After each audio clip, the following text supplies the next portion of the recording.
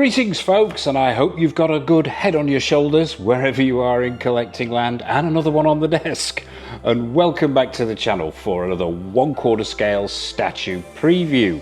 So, Infinite Statue have dropped their 1/4 scale take on Herbert West from the 1985 classic B-horror movie Re-Animator on us, as played by Jeffrey Combs. So let's take a close-up look. It's just gone up for pre-order. They've dropped a ton of photos on us, so let's have a look at what they're giving us. And I've got to say, from the get-go, I am a massive fan of the Stuart Gordon directed Re-Animator movie. I thought it is creepy, scary, and hilarious in equal quantities, and a fantastic watch, and a real classic of 80s schlock. And if you haven't seen it, I do recommend seeking it out. Still got some of the funniest lines in any horror movie ever, in my opinion. But yeah, let's have a look at what Infinite Statue are offering us. And I'm super excited for this one because obviously Infinite Statue and Caustic Plastic under the same umbrella, and they've already announced they're going to be tackling this in 1/6 scale. So I am really excited to see what they've given us. So let's zip on without further ado to the first shot. And the first one we're given here is rather an artistic shot. We've got a sort of 3/4 of the statue itself. The proportions look there to me. It's looking very good. You've got Herbert dressed in that white doctor's coat, obviously, with blood spatter up the front there. He is holding a syringe of the green liquid, and he's holding David Gale's head in his other hand, Professor Hill. So yeah, Professor Carl Hill there. So people who've seen the movie will recognize this instantly. But the proportions look on point to me. That jacket looks well done. Worth mentioning at this point as well, we've got mixed media going on here. So we've got a combination of resin for the statue itself. We're looking at certain plastic elements and also the materials for the outfit. So let's zip on to the next shot. Pretty much the same photo, this one, but we're closer in this time, and we start to see that head sculpt for the first time. Now, I've got to say from the get-go here, my initial reactions to this head sculpt were mixed. They were a mixed bag. And what I'm going to do throughout this preview is I will pop up some stills in the top left-hand corner here, so you can see what I mean. I mean, straight away, those arms look really well sculpted. The doctor's jacket, as we mentioned, the shirt, the tie underneath, which I'm going to assume is actually sculpted in there. Not sure about that. That could be material as well. But yeah, that all looks very good, as does Professor Hill's head, although it's a little bit out of focus there. My biggest concerns were about this head sculpt. Some reservations. The proportions on there, the shape of the head, that head looks a little bit round to me. I'm a little bit concerned about these glasses, and also a little bemused about the expression that they've gone for here, but we'll talk about that as we move through this preview. I'll also say as well from the top, I am a huge fan of Infinite Statues. Got a lot of their work in the collection in 1/6 scale and other scales as well, and other little bits and pieces, and I really do admire their work. Their Vincent Price House on Haunted Hill in 1/6 scale is one of my favourite statues in the collection. But yeah, let's zip on and see what we've got. It's the same shot again here, but this time we've got the Re-Animator logo at the top and Dr. Herbert West down the side. West rather. Let's zip on to the next one. And this is where my reservations about this head sculpt really start to kick in. And as I say, I'm going to pop a photo up here. The proportions look a little bit off to me. That face looks too round. That hair doesn't look as though it's quite the right style. I would have liked to have seen more lift in that hair. And just overall, how can I put this? It's sort of getting a garbage pail kid feel about the whole head sculpt. But yeah, let's see if we can't get some close-ups there and have a look here. Yeah, this side shot, although yeah, as I said, the proportions and everything else are looking on point, as is that David Gale head sculpt. This Herbert West looks a bit off to me. The shape looks wrong. Those glasses look too big. That hairstyle doesn't seem to fit, but let's zip on to the next one. Now, yeah, let's talk head sculpts. We've got a close-up here. Once again, as I mentioned, picture's going to be going up at the top here. First of all, those glasses. Now, what we're looking at here, I think these glasses are too big. I'm assuming that these aren't sculpted onto the face itself, or these are going to be plastic glasses that you put on. The rims as well, not only do they look too big to me, they're sitting too far down his nose, but these look, and correct me in the comment section if I'm getting this wrong, but these look like tortoiseshell to me. Now, the glasses that he wore in the film were actually almost like a steel, brushed metal, silver if you will. It all depends on the film stock that you're looking at, whether you're looking at DVD, Blu-ray, whether you're streaming it. But to my eye, they were most certainly a dark gunmetal grey stroke silver, and those are too big. Another thing about this head sculpt as well, I mean, can't really see those eyes behind the glasses. It would be nice to see this head sculpt without the glasses on, is the fact that he's smiling. Now, those who know the film well will know that when Jeffrey Combs did smile as Dr. Herbert West, he didn't tend to reveal his teeth. And once again, I will put a photo at the top here so you can see that. He sort of lowered his head and raised his eyes and smiled in a very, very menacing way. Very rarely did we see his teeth unless he was laughing like he was sort of maniacally at the end of the movie. So, odd choice here for me anyway, as to the look that they've gone for. Those glasses look off to me, and overall, although the paint applications are very, very good here, and that skin tone and texturing is very good, a hint of 5 o'clock shadow on the chin and on the upper lip, yeah, the paint applications look great. I'm a little, I'm reserving judgment. Please drop a comment in the comment section below. I'll be fascinated to hear your take. Is it me? Am I getting this wrong? Is this Jeffrey Combs all over? Is this Herbert West? And am I missing the point? Let me know down below. Let's zip on to the next one. Now we've got one off at a slight angle here, and once again, there's something not quite right there for me. Once again, those glasses too big, riding too low on the face there, way too low. The bottom part of the bottom section of these of the glasses frame there is way too low, and once again, that color is wrong for me. The hair, the sculpting on the hair here, I would have liked to have seen a little bit more height. Although the sculpting is the right color and the style is pretty much on point there, I would have liked to have seen, as I said before, a little bit more lift, a little bit more height, because his hair did have some sort of buoyancy. That looks a little bit too flat to me. But once again, this coat looks really good. I'm loving the blood spatter down the left arm here. The sculpting on this syringe, but I'm going to assume this is a resin hand here, with the syringe being plastic, and the green glow in the liquid there looks phenomenal. But yeah, let's move on to the next one. The Professor Hill, the David Gale head sculpt. Now, I don't have the same reservations here on this. I think this looks really, really good. I think the hair is done brilliantly with those grey sections in the sides there. I like the way he's gripping the hair, the way it's falling at the front, and the paint applications there, because he had grey in there, he had some browns in there, and they've captured that really well. And also the sculpt on the head sculpt itself is unmistakably Carl Hill, unmistakably David Gale, the actor. I'm loving the gore that's dripping down here from the severed neck, with that blood paint application around the torn flesh there, and the gore hanging down. The blood in the mouth looks really good with all that blood dripping out of his mouth. Those who've seen the film will remember this scene, and the blood coming out of his mouth while he was talking. The blood on the teeth, beautifully done. Those eyes, really well done, and those dark circles around those eyes after he's passed on. Very, very well done. So yeah, excellent David Gale head sculpt, that one. Let's zip on to the next one. And once again here, we've got another shot of it, just from a different angle, full on. Loving it, think it looks great. The skin textures are fantastic. There's that hint of sort of dark shadow under the eyes. The eyes are red around the edges there. The eyes are off to one side, and you've got a super bright, and the light's playing off them really well.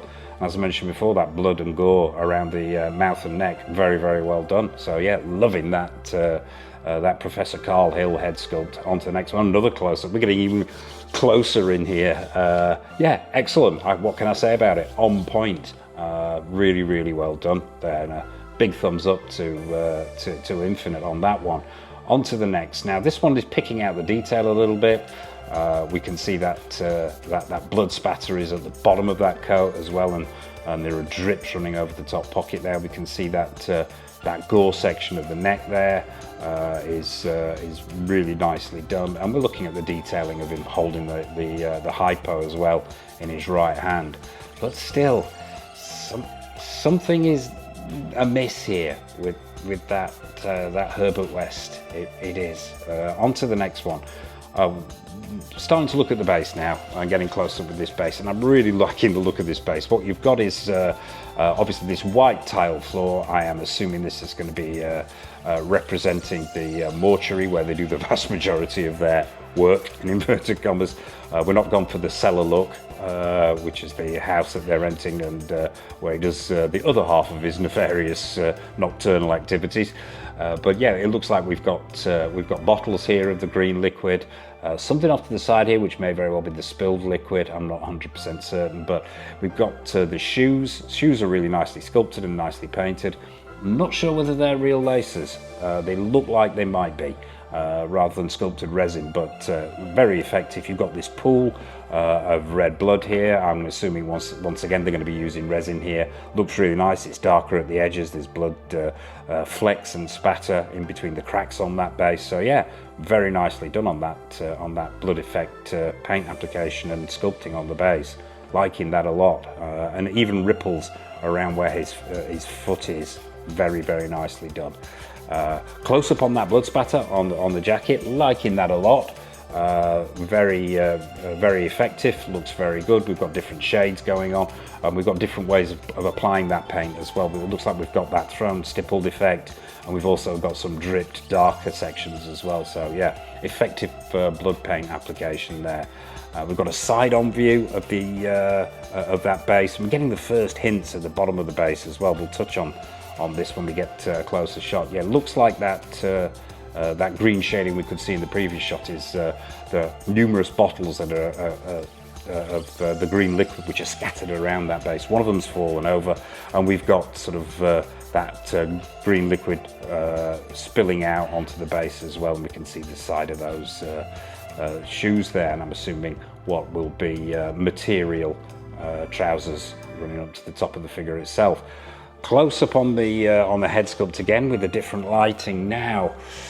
Yeah, once again, it's the expression is striking me here, as well as the overall head sculpt. That they could have gone for I think for a better representation in character-wise, at least with this head sculpt. And once again, as I mentioned, I'll be sticking pictures up at the top here so you can see what I mean. I don't think it's the best choice of expression. I would have liked to have seen mouth closed, maybe smiling. I think that smirk that Jeffrey Combs was so good at, while he was smiling, incredibly menacing simultaneously, would have been a better choice of expression. I'm still not sure about those glasses. But on to the next one. Now we've got a distant shot here of the statue on the base, and I've got to say, first impressions on this base are I'm really, really liking it. Now, I'm not sure what it's going to be made of. I'm assuming this is going to be resin as well. You've got this circular base here with a decent amount of height on it, and I love what they've done around the edges here. And what we've got are the syringes around the edges here grouped together. And these syringes, the way that they're positioned with where they're asymmetrical, one up, one down, one up, one down, really, I think it's great because it reflects the way that Herbert carried the syringes in that sort of leather effect pouch that he carried with him. So yeah, I'm really, really liking that. Black around the sides here. Not sure if there's a pattern in between those syringes. Maybe we'll get a closer look at that when we get onto the other shots. But yeah, you can see those bottles on the base there, that blood pool, those excellent proportions, the great coat and pants as well. I like the pose. I think the pose is good with the arms off at a slightly different height. Clutching the syringe in the right arm and Carl Hill's head in the other. I think that's a good pose. Just not sure about the expression. So on to the next one. Side view there of the same, pretty much the same shot, but just at a different angle there. See that weight foot there at the back there is slightly raised. I'm assuming this is where the peg's going to be that provides the support. And once again, that base looking really, really good. So thumbs up on that base. Base from the back, figure from the back. Pretty much the same thing going on. No blood spatter on the back. Might have been nice to see a little bit on the back there, but how often do we look at these things from the back? Unless you've got it on a plinth and it's a walk round effect that you're going for. This is so yeah, maybe not worthwhile putting that blood spatter on the back, but yeah, proportions still excellent. From the other side this time, that blood spatter running down the arm. I like the fact that it's continuous down here, so it's got, there's some reason behind it. So often we see blood spatter on statues and action figures, and it looks just completely random, as if someone's just thrown it at it. Where here it makes a little bit more sense because it's running down the side of the arm and then down the front of the coat towards the lapel.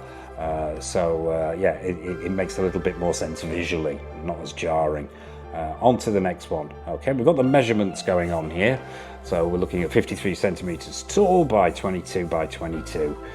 So should fit snugly into the quarter scale collection. Oh yeah, this shot. Now I think it's the first 50 that are pre-ordered on the Infinite Statue website will get this freebie. We're getting a web gift, and Caustic Plastic and Infinite Statue are known for their web gifts with the 6 scale figures. It's t-shirts and so on and prints, but here you are getting a glow-in-the-dark nameplate, which I think is a really, really nice touch. I mean, that was something, it actually got me to thinking what would have been a really, really nice touch here would have been a light-up feature where these green syringes on the base and the green vials on the top of the base and the syringe in his hand lit up. That would have been nice to see. Or even a glow-in-the-dark paint application to these as well would have been really good. But no, but what you do get is the glow-in-the-dark nameplate to go with the first 50 anyway of these statues that are ordered. So that's your lot. That's the last shot. So what are your thoughts on this piece? Is it me? Am I getting this wrong? Is that head sculpt excellent and I'm missing it by a country mile? Or are you with me on this one? Is there something not quite right there? Does it not sit with you as well as it should? I think this is a phenomenal looking piece. My reservations are around that head sculpt. Now, I'm most certainly all in when Caustic Plastic put the pre-orders up for their 1/6 scale Re-Animator figures. I will be, that's a no-brainer for me. I thought this would be a no-brainer as well until I saw these initial photos. Now I'm not so sure. So help an old collector decide. What are your thoughts? Should I go all in, or should I hold back for the 6 scale figures? And that's it for this preview, folks. I hope you've enjoyed it. I hope it's been useful for you. So what have we got coming up on the channel? Well, in the 1/6 scale world, we have Rathmore action figures from Hot Toys, Susu Toys, In Art, Present Toys, Susu Toys I mentioned, Caustic Plastic, X06, Iconic Studios, the list goes on. We've got previews, we've got showcases, we've got retro reviews. So as mentioned at the top there, be sure to hit that subscribe button and bell notification icon so you're not missing anything. And be sure to hit that like button and that hype button as well, as it helps other people find Go Figure. And I suppose all that remains for me to say is a massive thank you for watching, as always. We have more quarter scale statues coming up as well, forgot to mention that. I think the next one coming in is Hicks from Aliens to go with our Prime 1 Studio and Blitzway Ripley. But yeah, until next time on the channel, a massive thank you for watching, as always. Take care of yourselves, and until next time on the channel, happy collecting.